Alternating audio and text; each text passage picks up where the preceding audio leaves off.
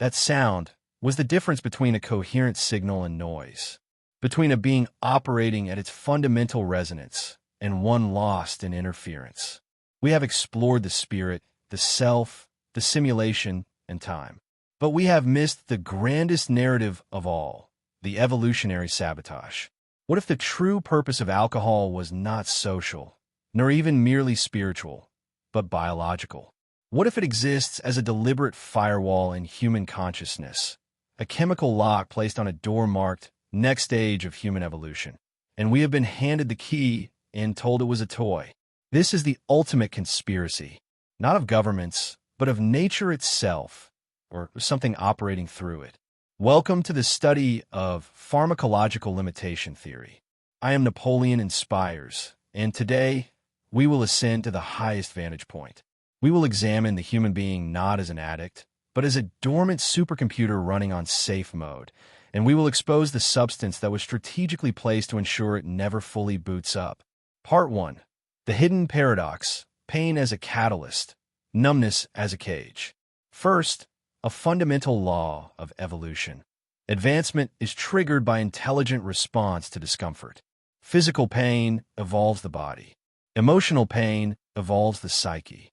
Spiritual longing, the divine discontent, evolves the soul. Discomfort is the universe's way of asking a question. How will you solve this? How will you grow beyond this limitation? Alcohol, and all profound intoxicants, perform a diabolical alchemy. They transmute the fuel of evolution into the cement of stagnation. The anxiety that could have driven you to meditation, to purpose-finding, to healing childhood wounds, is silenced. The grief that could have opened portals to profound compassion and artistic creation is numbed.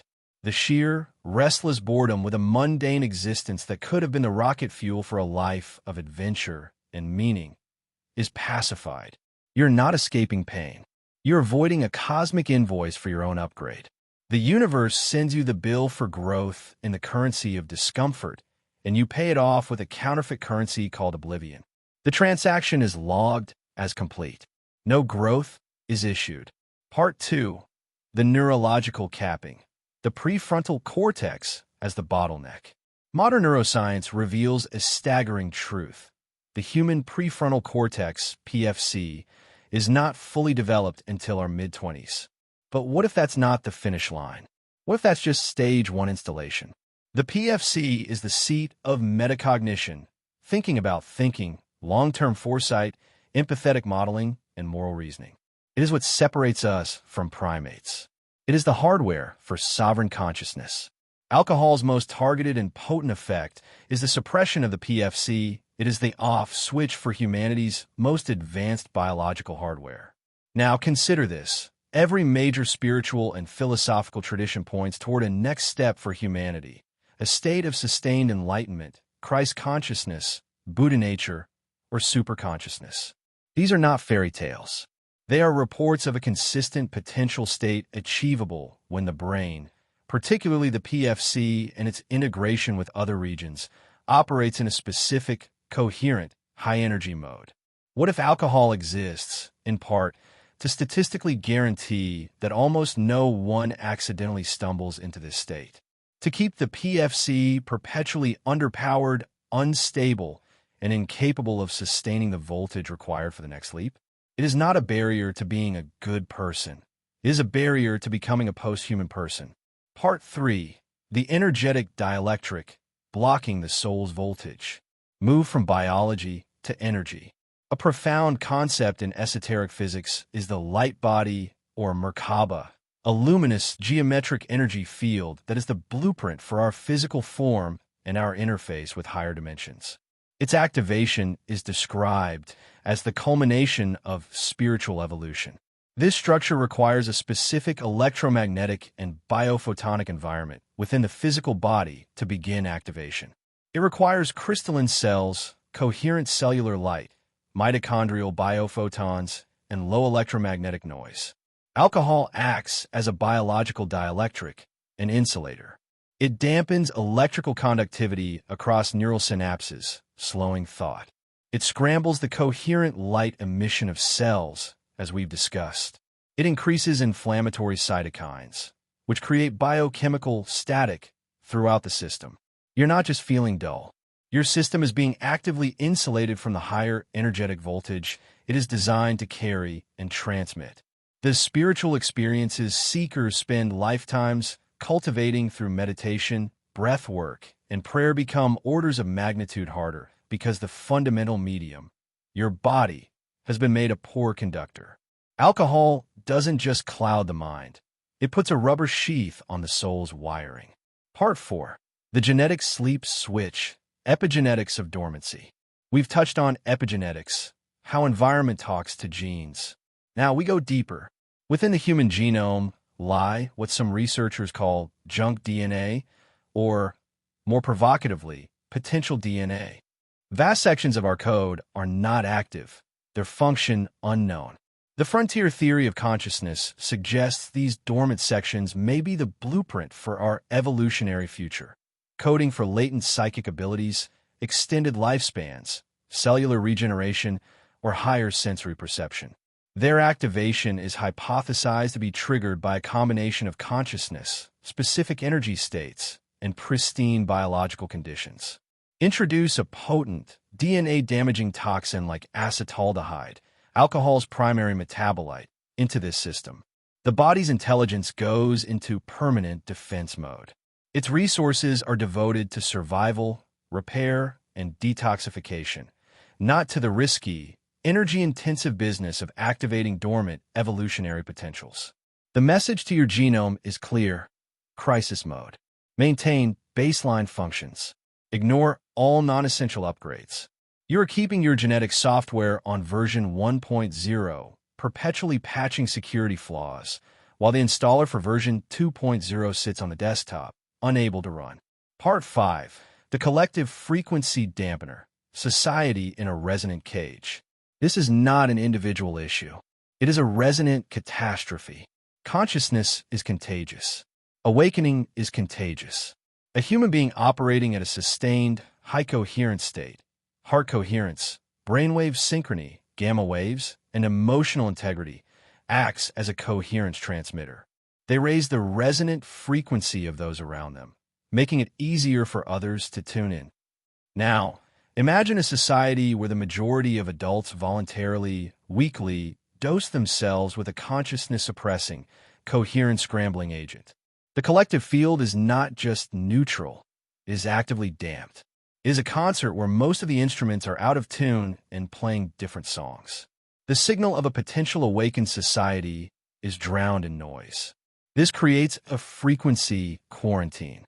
The rare individual who begins to vibrate higher experiences immense social friction, isolation, and pressure to come back down and rejoin the dissonant choir. The collective intoxication acts as a gravitational pull back into limitation. It is the ultimate herd immunity, not against disease, but against evolution. Part 6. The architect's fingerprint. Too perfect to be an accident. Consider the profile of this substance. Ubiquitous, found in virtually every culture, independently discovered. Self-reinforcing, creates the very anxiety and disconnection it promises to relieve. Pleasurable gateway. The initial effect is desirable, ensuring voluntary and repeated use. Targets highest functions, specifically suppresses the PFC, morality, foresight, and spiritual sensitivity. Damages the future, harms the organs of creation, liver equals filter, brain equals mind, gonads equals lineage. Socially mandated. To refuse it is to risk ostracization, marking the sober one as a threat to the system. This is not the profile of a random plant fermentation discovery. This is the profile of a perfectly engineered control mechanism. Whether you view the architect as a blind process of evolutionary competition, a metaphysical force of entropy, or something else, the functional outcome is identical: a break on the wheel of conscious evolution. Part 7. The symptoms of the capped potential. How do you know you're living under this evolutionary cap? The ceiling feeling, an intuitive sense that you're not accessing your full mental, creative, or psychic capacity, like a car engine that won't go into the highest gear. Spiritual static. Meditation is a constant battle with fog, sleep, or distraction. Prayer feels like talking into a void. Dream amnesia. Inability to recall dreams, or dreams that are chaotic and meaningless. Dreams are a primary interface with subconscious and superconscious data. Chronic fatigue of the soul. Not just physical tiredness, but a sense that being awake and present in the world is exhaustingly effortful. Mimetic desire. Your goals and desires feel borrowed, not sprung from a deep, authentic inner source. Part 8. The Decapitation Protocol. Removing the limiter. This is not about sobriety as virtue. This is about sovereignty as a biological and spiritual imperative. It is about removing the governor on your engine. Here is the practical protocol. 1. The coherence prime daily. Use resonant sound to shatter the static. For 11 minutes a day, listen to pure 432 Hz or 528 Hz solfeggio frequencies, sine waves. Use bone conduction headphones if possible. Do nothing else. This is not relaxation. You are retuning the fundamental vibrational substrate of your nervous system, clearing the dielectric sludge. 2. The Prefrontal Cortex reboot. Engage in activities that force PFC activation in a pleasurable way. Complex strategy games, Go, chess, real-time strategy video games. Learning a new language, grammar requires massive PFC use. Future self-visualization with extreme sensory detail. Not just I'm rich, but I feel the sun here, smell this air, hear these sounds. You're not just using the PFC. You're flashing its firmware, demanding it wake up and work. 3. The genetic invocation. In deep meditation, after coherence priming, visualize your DNA as strands of luminous gold. See the dormant sections as gently glowing, coiled springs. Send the conscious intention with the emotional frequency of absolute certainty and permission. All dormant codes for my highest evolution, all potentials for expanded consciousness and vitality, are now authorized to activate in perfect harmony with my being. I am a safe vessel for this upgrade. Asterisk, you're speaking the language of biology with the authority of consciousness. 4. Build your resonance chamber. You cannot fight the collective dampening field alone. You must build a microenvironment of coherence. This could be a dedicated meditation space with crystals, sacred geometry, a weekly online or in-person group dedicated to conscious discussion, not gossip, immersion in the art, music, and writings of known, awakened individuals. You are creating a localized cell of higher frequency to nourish your transformation. 5.